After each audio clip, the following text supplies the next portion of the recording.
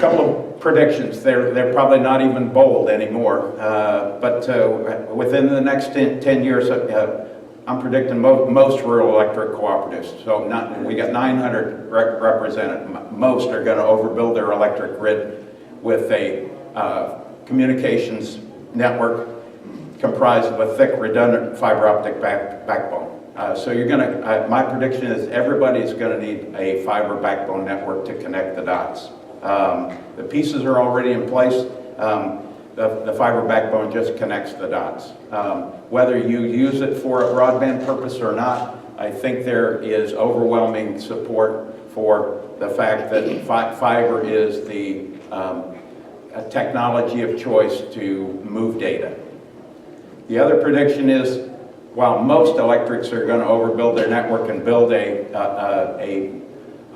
ringed fiber network, rich fiber, to connect their offices and substations, use it for electric purpose, many electrics are going to leverage that fiber optic backbone and diversify their electric revenue stream to partner with or become ISPs to provide high-speed, high-bandwidth internet to as unfortunately, as a provider of last resort to your members.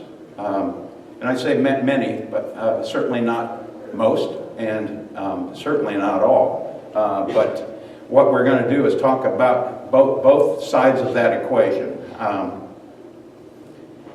Setting this up, these are slides that everybody knows. You know, that on the consumer side, bandwidth is just exploding and will only continue to explode. I don't even know what a petabyte is. I have a good friend who talks about talks about skrillions for dollars. So I presume that petabyte is the equivalent of a skrillion. What's driving the consumer data is, as you all know, is streamed video content. But that's not all. If you think about it, just think in the last 2 or 3 years, the number of additional users of the internet and the number of connected devices for a user, it's just growing exponentially. I just put Netflix up as an example. Just downloading a standard Netflix HD movie will suck up about 0.7 of a gigabit. But we're all into 40 HD already, and to download a Netflix movie in 4D, it's going to take over 7 gigabits an hour to run that movie. Do that on your cell phone with your data cap. It'll kill you. On the flip side, the smart grid's also undergoing a data binge as well. If you look at traditional polling for PLC to a meter for a straw man at 25,000 meters, it doesn't take much data, and it's not a data hog at all. 25 megabits a month, it's nothing. But just even fast forwarding now to a smart meter with algorithms that are readily used even now, not even into the future, and you can see that just doing the math, it's going to eat up over 254 gigabits of data for that same 25,000 meter strawman co-op. It's a 10,000-fold increase. Again, 254 gigabits of data, it isn't a lot, but the reference point of literally within 5 years of a 10,000-fold increase it'll continue to be driven. And what's driving that, what's driving the increase for fiber to use as a communications mechanism, it is that the endpoints continue to grow. New applications are coming online all the time, electric-based applications, and solar, smart thermostats, data analytics. Those things continue to flourish and will only continue. We talked a little bit about solar. Advanced energy solutions are going to need two-way communications as well. Solar, storage, demand response, smart thermostats.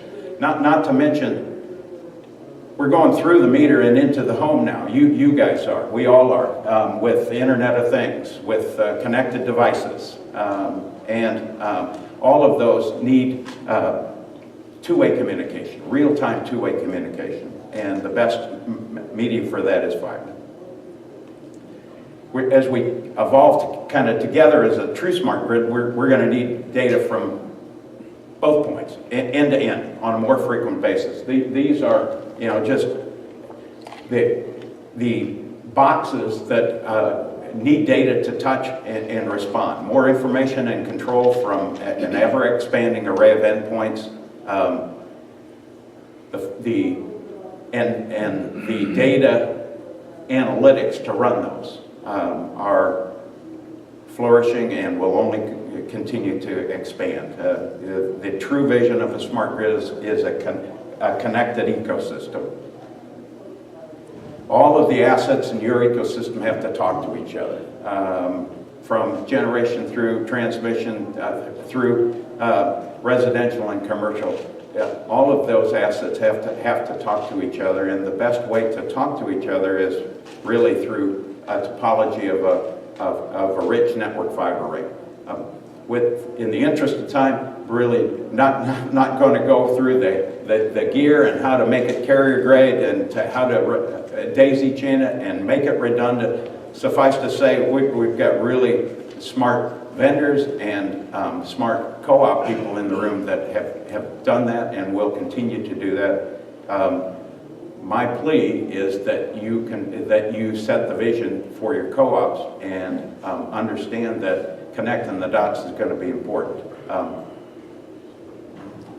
After the fiber ring is built, you can use it to lever off of that ring to fiber nodes, to use for electric purposes, to use for telecom purposes selectively.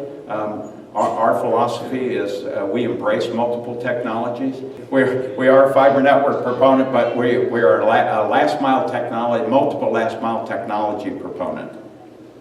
Because the last mile for all of the networks, from electric through telecom, they're all different. You know, you guys have spent millions with vendors that have spent millions in R&D developing AMI solutions, smart metering solutions that use licensed and unlicensed and mesh RF, and some are using fiber, moving into the 3.5 gigahertz spectrum. Those are technologies that fiber isn't going to replace, it's going to support.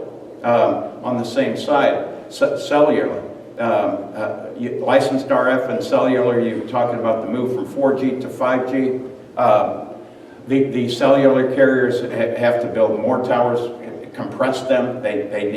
When I got in the business, cell backhaul required 50 megabits to backhaul data.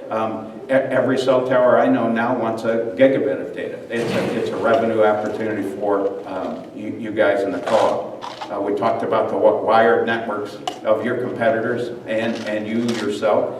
In some cases, maybe if you decide to go into the broadband services, fiber to the home makes sense. But in other cases, fixed wireless, it makes the most financial sense if you want to provide internet access to less dense areas. And in some cases, candidly, nothing's going to make sense. And the beauty of having a satellite delivered operation by Viasat or Exceed or HughesNet to provide increasing speeds to those remote markets are still going to be the last resort. So our philosophy is we're encouraging the co-ops to merge these technologies. We're encouraging the vendors of these existing technologies to work with you and with fiber engineering firms to develop the APIs to connect those devices. This is not replacement technology. This is complementary technology. And I think that's a key point. An expanding number of endpoints that we've talked about connected using a mix of technologies and also used at the endpoint to consider broadband. Cooperatives don't need to do it all at one time. In fact, we encourage you not to. You know, we do think that co-ops should build a fiber backbone with a lot of dark to connect the dots. At that point, you can decide how best to use that network, whether to use it only for electric or whether to use it for telecom purposes. We believe that at Pulse in an integrated, phased approach. You know, create the blueprint, plan it, find financing for it, which is not always easy, but if you chunk it down into there's separate components, there are many financing options available to you. Build it, integrate it, rationalize it, monetize it, and then, as my mom used to say, rinse and repeat. At that point, you will find more and more opportunities, as you're going to hear in a minute, of uses for this network.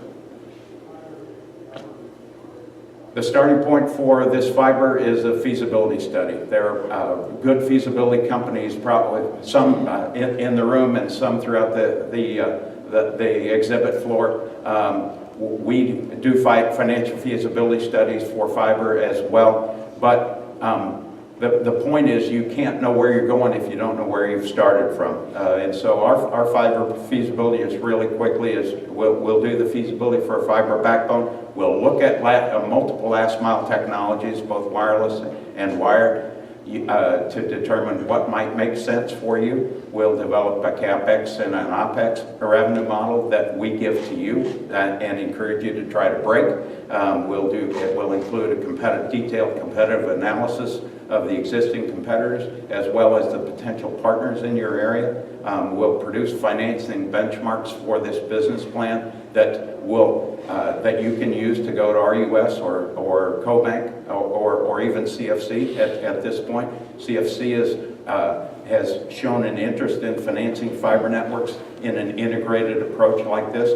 I think it's not any secret that CFC has not really been raising their hand wanting to finance $80 to $100 million fiber projects, but they are smart financiers, and if you present them with a phased approach that stands on its own merit, they've shown an interest lately in considering that for financing. So at the end of the day, we talked about wired and wireless.